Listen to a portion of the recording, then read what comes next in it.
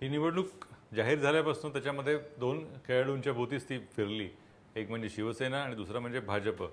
काँग्रेस आणि राष्ट्रवादी या निवडणुकीमध्ये पहिल्यापासूनच नव्हते. त्या दोघांना काही भवितव्य आहे असा सुरुवातीपासूनच जो अंदाज व्यक्त केला गेला होता तो पूर्णपणे खरा ठरताना दिसला. पुढच्या टप्प्यावरती निवडणूक गाजली ती दोन घटस्फोटांमुळे. एक काँग्रेस NCP मधला 15 वर्षाच्या संसाराचा घटस्फोट आणि दुसरा भाजप शिवसेनेचा 25 वर्षांनंतरचा घटस्फोट. त्यामुळे ही निवडणूक चौरंगी होईल आणि त्याच वेळेला एक मनसे नावाचा एक नवीनच जन्माला आलेला 8 वर्षापूर्वी पक्ष तोही काही वाटा घेईल अशी एकंदर अटकळ बांधली जात होती. तर ते दोन पक्ष अतिशय महत्त्वाचे समजले जात होते. एक होता भाजप आणि दुसरा अर्थातच शिवसेना. भाजपसाठी ही निवडणूक महत्त्वाची होती कारण भाजपनी जवळपास 10 वर्षापूर्वी ही निश्चित केलेलं होतं की 2014 सालची निवडणूक ही पूर्णपणे आपण स्वबळावरती लढवू. आत्ता जो काही देखावा केला जातोय किंवा काही माध्यमांमधून अशी हवात केली जाते की जागा वाटपाच्या मतभेदांमुळे भाजप आणि शिवसेनेमध्ये फाटलं, हा पूर्णपणे असत्य अशा स्वरूपाचा घटनाक्रम आहे. भाजपला दीर्घकालीन त्यांच्या योजनेचा भाग म्हणून महाराष्ट्रामध्ये स्वतःच्या बळावरती सत्ता आली नाही आली तरी निवडणूक मात्र लढवायचीच होती.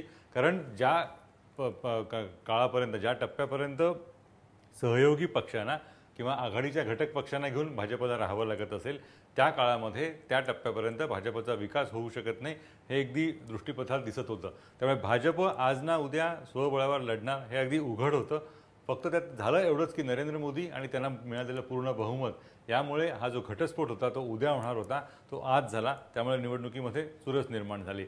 या पार्श्वभूमीवरती शिवसेनेने जर एक राजकीय चातुर्य किंवा ज्याला पुरोगामीपणा किंवा व्यावहारिकपणा राजकीय व्यावहारिकपणा म्हणतात तसा जर दाखवला असता आणि भाजपच्या ज्या 5-6 जागांची मागणी त्यांनी मान्य केली असती तर ही निवडणूक पुन्हा एकदा वेगळ्या अंगाने गेली असती. त्याच्यामध्ये शिवसेनेचं राजकीय शहाणपण दिसलं असतं आणि झाकली मूठ 1.25 लाखाची असं म्हणतात त्याप्रमाणे ते शिवसेनेची मूठ झाकलेली राहिली असती. ते शिवसेनेला लक्षात आलं नाही आणि पूर्णपणे स्वतःच्या बळावरती आपल्याला सत्ता मिळेल असा त्यांचा तो एकंदर अंदाज होता. तो तेव्हाही भ्रम होता अशीच आपली पण भूमिका होती आणि ती प्रत्यक्षात खरी झालेली दिसते. याचं कारण असं ती खरी झाली याचं कारण असं की ज्या वेळेला बाळ ठाकरे जिवंत होते त्यावेळेला सुद्धा शिवसेनेला एखादी स्वबळावरती सत्ता कधीही आणता आलेली नाही आहे. 95 साली जेव्हा भाजपची सत्ता आली तेव्हासुद्धा शिवसेना भाजप यांच्यातली आत्ता जे संख्याबळ आहे त्याच्यापेक्षा जास्त तेव्हाही ते नव्हतं. 22 अपक्षांचा त्या दोघांना पाठिंबा घ्यावा लागलेला होता. या पार्श्वभूमीवरती शिवसेनेसाठी सत्ता ही अतिशय महत्त्वाची होती.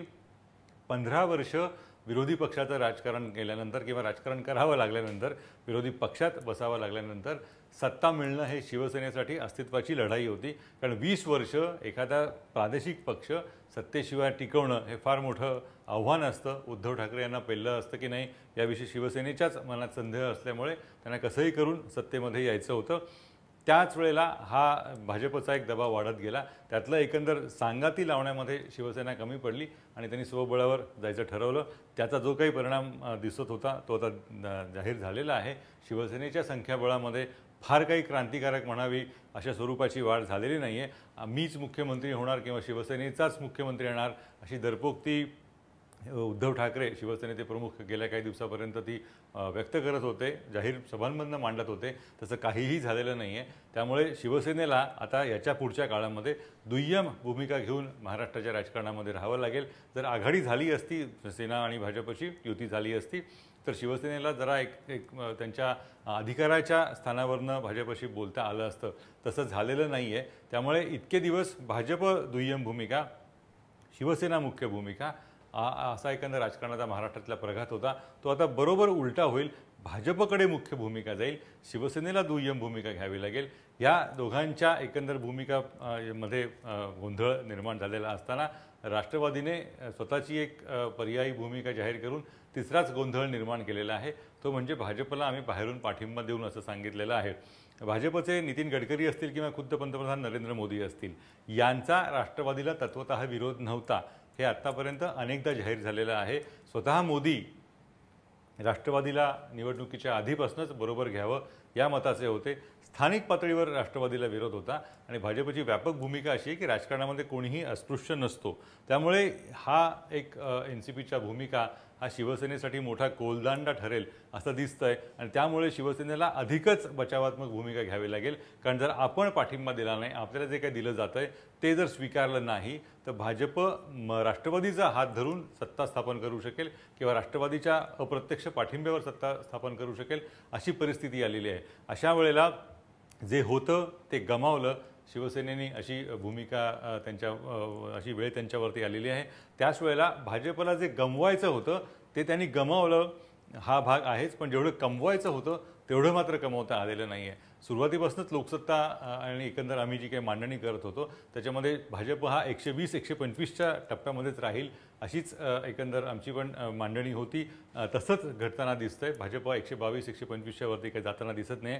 याचा अर्थ भाजपचा घोडा नरेंद्र मोदी यांच्या विजयामुळे जो फुरफुरू लागलेला होता त्या घोड्याला अश्वमेधाचा काही एकंदर जो विजय आहे तो मिळालेला नाही आहे. स्वबळावर सत्ता स्थापन करू असा भाजपचा एकंदर तो तोरा होता, तोही मातीला मिळालेला आहे. याचा अर्थ भाजपला सुद्धा कुठेतरी जमतं घ्यावं लागणार आहे. कुठल्या तरी स्थानिक पक्षाशी, मग तो राष्ट्रवादी असेल किंवा शिवसेना असेल, यांच्याशी हात मिळवणी करून सरकार स्थापन करावं लागेल. त्यामुळे मतदानाचा जर एकंदर राज्यव्यापी जर कल लक्षात घेतला तर मतदाराने आपल्याला या लोकांना धडा शिकवायचा आहे या भूमिकेतनं मतदान केलं, हा या निवडणुकीचा एक सगळ्यात मोठा अर्थ मला असा दिसतोय. त्याच वेळेला हा अर्थ निघेल याचं आणखी एक कारण म्हणजे निवडणुकीचे दिग्गज होते, जे स्वतःला दिग्गज मानत होते, त्यांचा पार धुव्वा उडालेला आहे. मग ते नारायण राणे असतील, गणेश नाईक असतील, राजेंद्र दर्डा असतील किंवा हर्षवर्धन पाटील असतील, हे महाराष्ट्राच्या राजकारणातली जी बडी प्रस्थ आणि धेंड होऊन गेलेली होती त्यांना मतदारांनी धूळ चारलेली आहे. मला असं वाटतं ही निवडणूक म्हणजे लोकशाहीचा एकंदर जो काही टप्पा होता तो पुढच्या टप्प्यावर नेण्याची एक महत्त्वाची पायरी ठरलेली आहे. लोकशाही अधिक प्रगल्भ होण्याच्या दृष्टीनं पाऊल पुढे पडलेलं आहे असं म्हणायला हवं. त्या अर्थाने निवडणुकीच्या निमित्तानं भारतीय लोकशाही महाराष्ट्राच्या राज्यापुरती जर विचार केला तर राज्यात वयात आली असं म्हणावं लागेल.